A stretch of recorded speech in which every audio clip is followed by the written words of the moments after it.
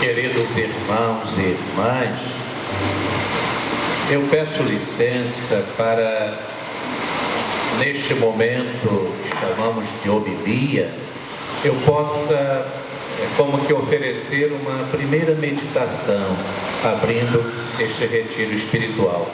Me foi solicitado lhes falar e refletir com vocês sobre a pessoa do Espírito Santo, sobre o Espírito Santo, a pessoa dom. Dentro desse contexto, desse retiro de 2015, vocês sabem que em 27 de setembro do ano passado, em Aparecida, a Renovação Carismática Católica do Brasil, reunida em Conselho Nacional, discerniu que em 2015 o tema que nortearia a renovação seria: se vivemos pelo Espírito, andemos de acordo com o Espírito. Assim motivados, inflamando a chama rumo ao Jubileu de Ouro da Renovação Carismática Católica, que ocorrerá em 2017. E iluminados pela exortação do Papa Francisco aos participantes da 37ª Convocação da Renovação Carismática Católica, em 1º de junho do ano passado, emergiu no Conselho Nacional da Renovação Carismática, em setembro de 2014, em Aparecida, que, desejosos de crescerem no serviço à Igreja de Jesus Cristo, os membros da Renovação Carismática, em sintonia com o Santo Padre, querem voltar ao primeiro amor, querem estar sempre próximos à Palavra de Deus, vivenciando-a no dia a dia, como disse o Papa Francisco.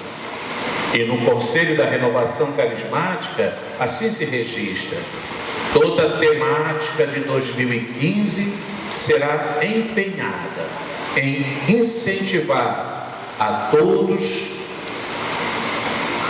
membros da renovação de todo o país, a um verdadeiro retorno ao primeiro amor, que gere conversão, em vista de se alcançar uma maturidade eclesial e espiritual, que alcance cada grupo de oração no Brasil. Um importante fruto da ação do Espírito Santo é a comunhão fraterna. Logo, caríssimos, em unidade com o movimento da Renovação Carismática Católica em nível nacional, todos os retiros de carnaval promovidos pela Renovação Carismática nas diversas cidades do país terão como tema: deixai-vos conduzir pelo Espírito Santo. Nesse trechinho da carta de São Paulo aos Gálatas, este versículo que eu acabei de citar, também nós somos alertados a aprender a distinguir com precisão o que provém do pecado antigo e conduz ao mal. Nós ouvimos no primeiro relato, na primeira leitura, o relato do pecado, das consequências do pecado, mas sabemos que Deus promete um Salvador, se abre um horizonte de libertação e de salvação para os homens. Saber distinguir com precisão o que provém do pecado antigo e conduz ao mal, daquilo que, pelo contrário, é inspirado por Deus e suscita o bem. Então me permitam aqui, queridos irmãos e irmãs, lhes falar do Espírito Santo, dessa pessoa dom no seio da Trindade, que Jesus nos deu, e vou fazê-lo em 3 momentos. Primeiro, o Espírito, a pessoa dom. É espírito de amor, é dom incriado, é alma da Igreja. Depois, o Espírito Santo, a pessoa dom, foi prometido e dado por Jesus. E ele é auxílio na oração, é mestre interior, ele age em nós, ele nos torna filhos, ele nos transforma em Cristo, ele estabelece a unidade, ele purifica, santifica e transforma em Deus. Ele habita em cada um de nós, ele habita no cristão, ele opera, age em todos. E no terceiro momento, a nossa resposta, docilidade ao Espírito Santo. Aí eu sei que é calor, né? Mas peço que vocês me ajudem, né? Nesse esforço de nos acompanhar nesta primeira meditação do retiro. O Espírito Santo apessoa dom, sabem? O São João Paulo II, entre tantos escritos, ele nos oferece uma trilogia: a Redemptor Hominis, a pessoa do Filho de Jesus, depois a Divis in Misericórdia, o Deus rico em misericórdia, e depois a Domino et Vivificante. E ali ele faz uma reflexão muito profunda sobre o Espírito Santo como pessoa dona no seio da Trindade. Olha, o Pai, ninguém o envia, e ele nos enviou o Filho. Então o Filho exerce uma missão. O Pai e o Filho nos enviam o Espírito Santo, que exerce uma missão. A missão do Filho, a missão do Espírito Santo, que se dão no âmbito da história salvífica, a missão é um eco no tempo de uma eterna processão em Deus. Não é procissão não, uma eterna processão em Deus. No seio de Deus, que não é um ser sozinho, é uma comunhão de pessoas, o Pai eternamente gera o Filho, e o Filho é eternamente gerado pelo Pai. E o Espírito Santo procede do Pai e do Filho, como dizemos nós, os ocidentais, ou como dizem os orientais, procede do Pai pelo Filho. Então, eternamente Deus há essas processões, e as missões são o eco no tempo das eternas processões em Deus. A reflexão teológica, posteriormente, tentando balbuciar alguma coisa desse mistério, diz assim, que o Filho procede do Pai, e diz em latim, per modo intelligibilis actionis, isto é, por meio de intelecção ou por via de conhecimento. E em relação ao Espírito Santo, diz assim, que o Espírito Santo procede do Pai e do Filho per modo amoris, isto é, por meio ou por via de amor. É o amor entre o Pai e o Filho. Então, o Espírito Santo, a pessoa dom, é espírito de amor. Não vos afasteis de Jerusalém, mas esperai a realização da promessa do Pai, que ouvistes de meus lábios. O versículo de Atos 1,4. Obedecendo a ordem recebida, reuniram-se os apóstolos em oração. Foi a primeira novena de Pentecostes. Em sintonia com a igreja primitiva, é belo pensarmos com a mente e com o coração voltados para o Espírito Santo, com o desejo de melhor conhecê-lo, de melhor amá-lo, de amá-lo mais, e de prepararmos sempre, com mais intensa oração, a sempre recebê-lo em nossos corações. O Vaticano II diz assim: é Deus Pai, o princípio sem princípio, do qual é gerado o Filho, e pelo Filho procede o Espírito Santo. Desde sempre, o Pai gera o Verbo, ideia perfeita, substancial, em quem o Pai se exprime e a quem comunica toda a sua bondade, toda a sua amabilidade, a sua natureza e essência divinas. O Pai e o Verbo, pela sua bondade e beleza infinitas, desde toda a eternidade se amam, e deste amor que os une um ao outro procede o Espírito Santo.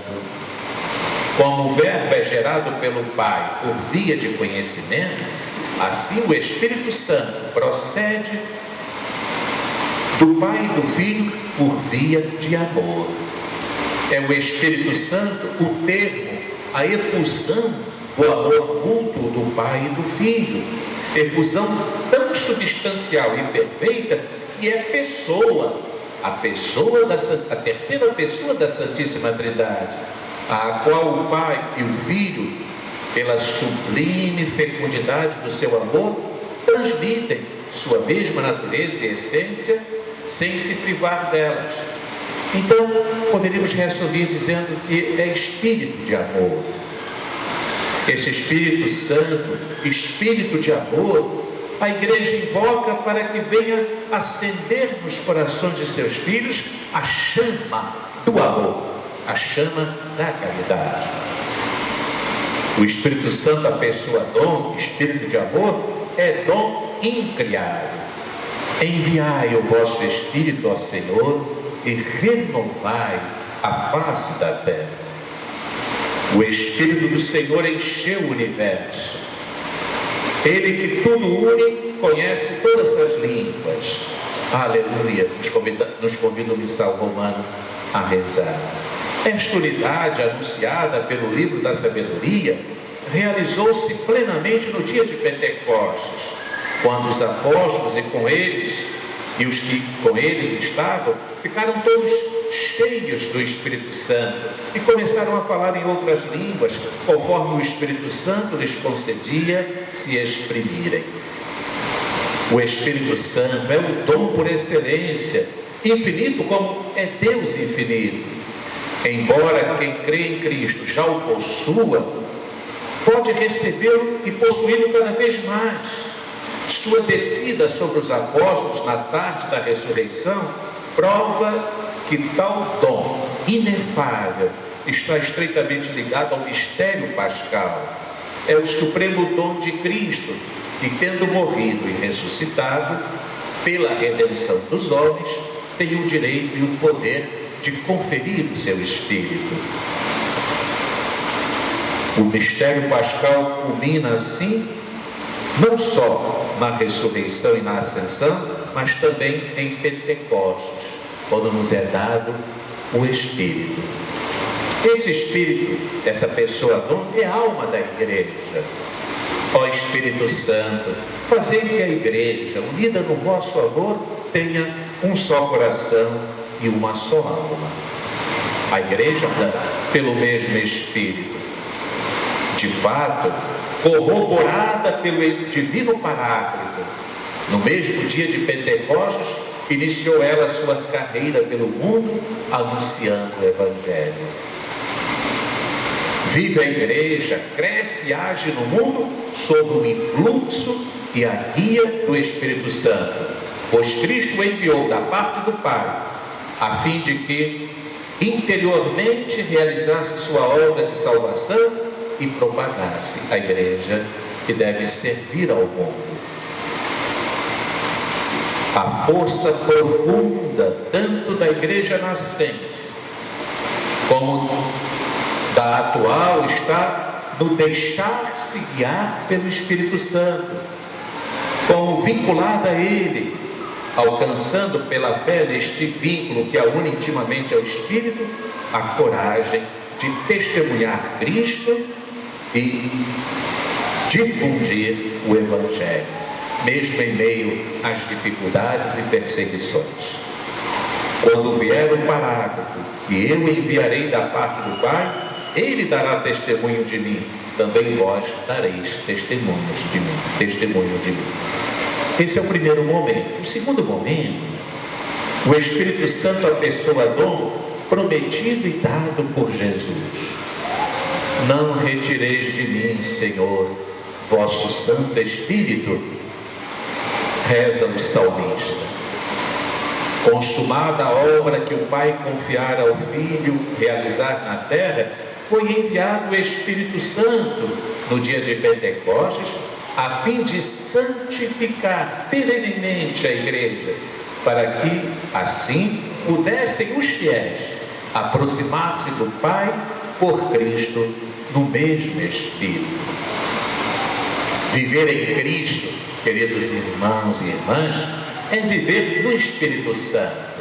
Ser membro do corpo místico de Cristo é ser templo do Espírito Santo. Como diz Paulo na 1 Coríntios, não sabeis que sois templo de Deus e que o Espírito de Deus habita em vós? A graça que Cristo mereceu e dispensa aos homens é nos homens difundida pela intervenção do Espírito Santo. Todo o crescimento dos fiéis todo o crescimento nosso na graça depende tanto da ação do Espírito Santo como da ação mediadora de Cristo. Cristo está em nós pelo seu Espírito, que nos comunica e por meio do qual age em nós, de modo que tudo que realiza o Espírito Santo em nós é também realizado por Cristo.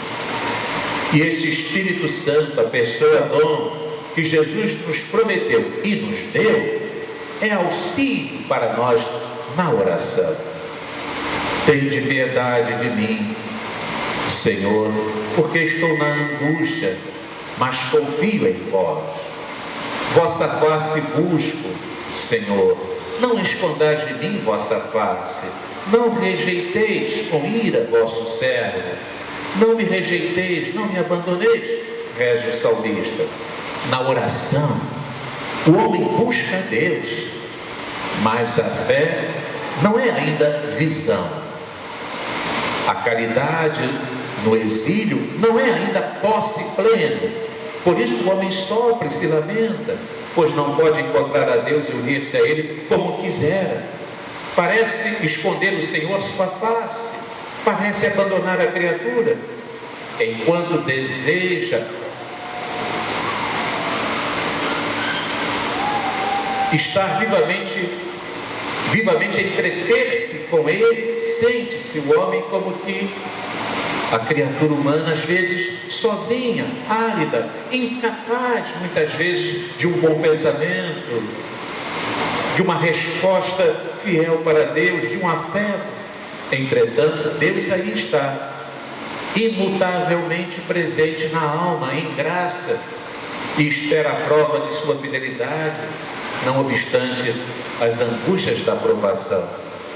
Por isso São Paulo disse: o Espírito vem em auxílio de nossa fraqueza, porque não sabemos o que convém pedir. A oração é dom de Deus. Só Deus pode tornar-nos capazes de rezar como convém. E só sob a ação do Espírito nós vamos nos tornando, dia após dia, cada vez mais orantes. Esse Espírito que é auxílio na oração é mestre interior. Ó Jesus, recorde-nos o Espírito Santo tudo o que dissestes. A presença corporal de Jesus, depois da ascensão, é substituída pela presença espiritual interior, prometida a todos os que o amam. Se alguém me ama, guardará minhas palavras, meu Pai o amará, e viremos a Ele, e nele faremos morada. Já não habita Jesus fisicamente, homem entre os homens, mas como Filho de Deus, põe sua morada no íntimo dos fiéis, e não sozinho, mas com o Pai e o Espírito Santo, aos quais está inseparavelmente unido. Santo Agostinho diz: Deus, Trindade, Pai e Filho e Espírito Santo, vem a nós quando vamos nós a eles.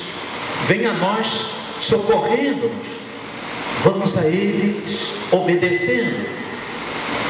A nós vem iluminando-nos, a eles vamos contemplando-os. Vem enchendo-nos de sua presença, a ele vamos acolhendo-os. O Pai, o Filho e o Espírito Santo. E de tudo isso, o Espírito é mestre interior. Ele age em nós, o Espírito Santo. Ó Espírito Santo, que habitais em nós, tornai-nos templos de vossa glória.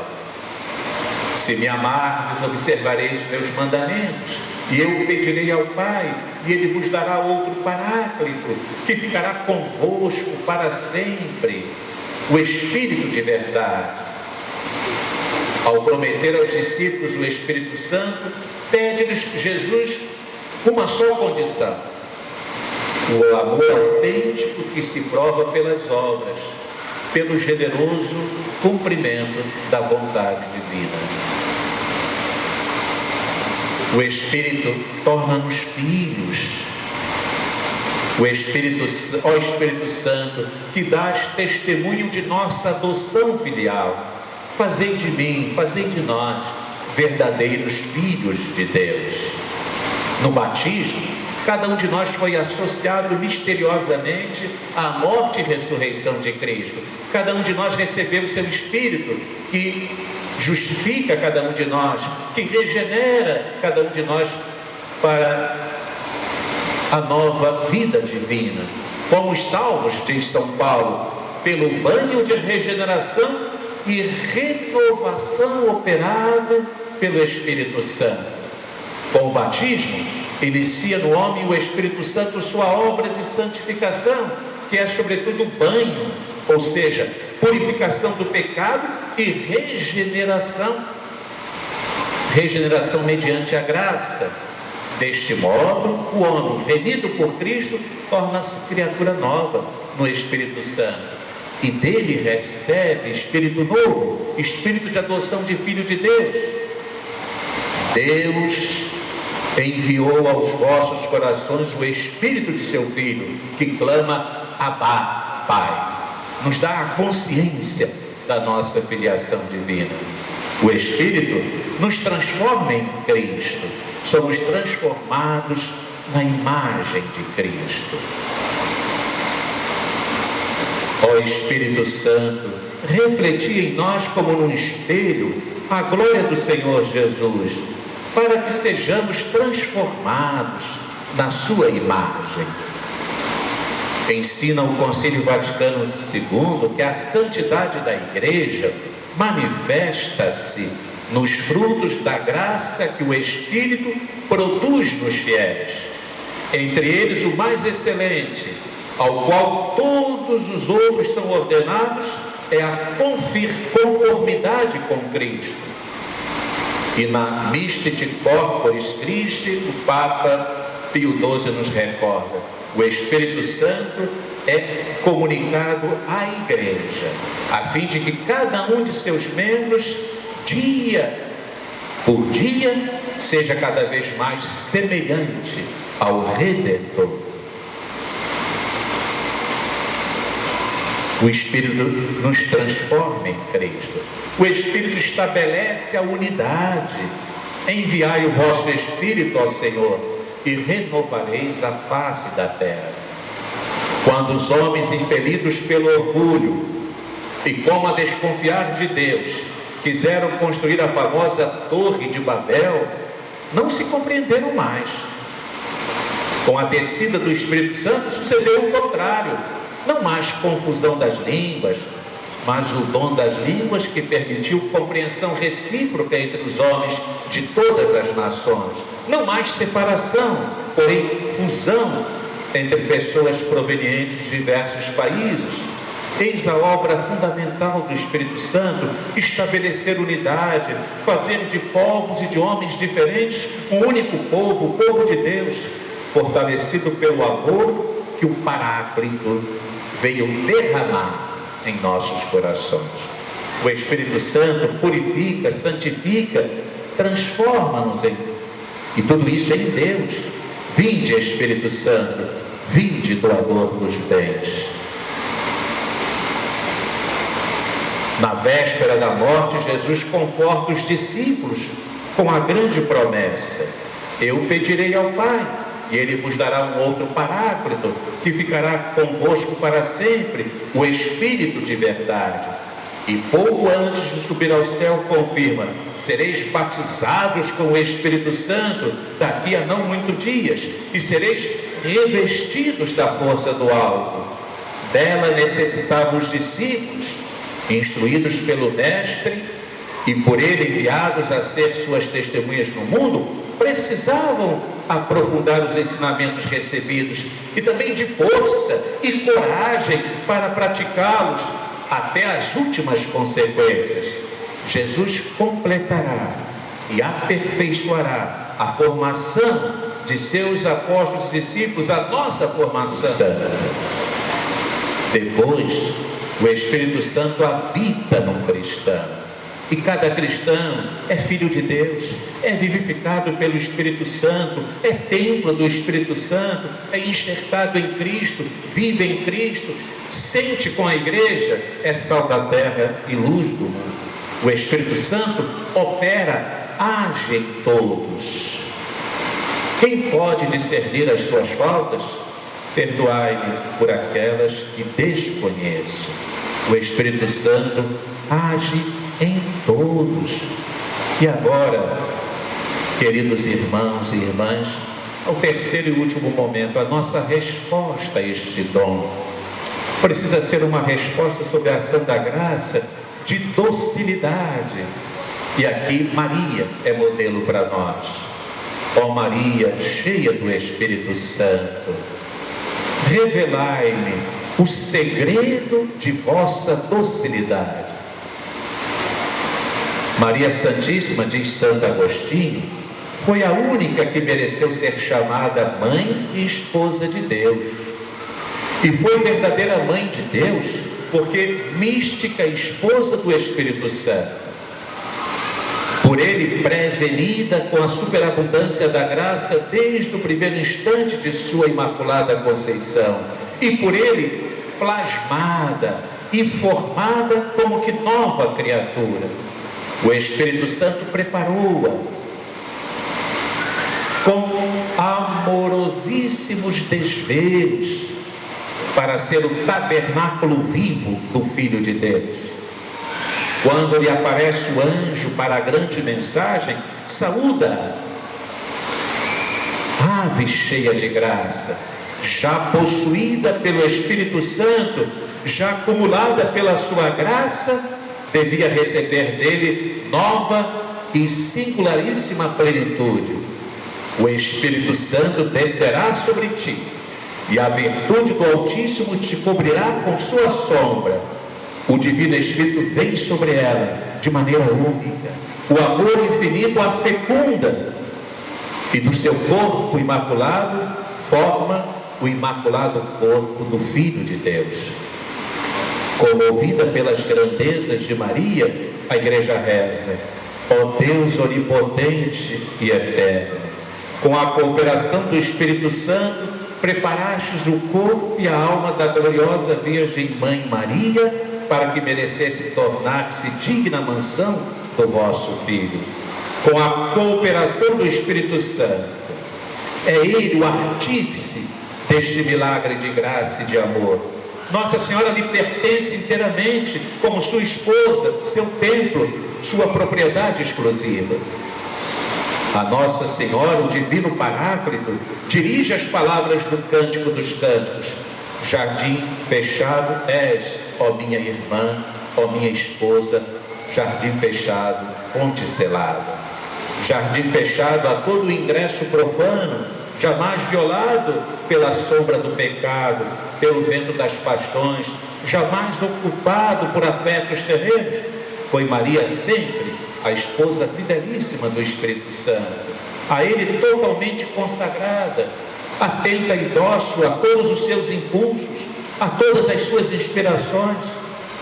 Olhando nossa mãe Santíssima, olhando nossa mãe Santíssima.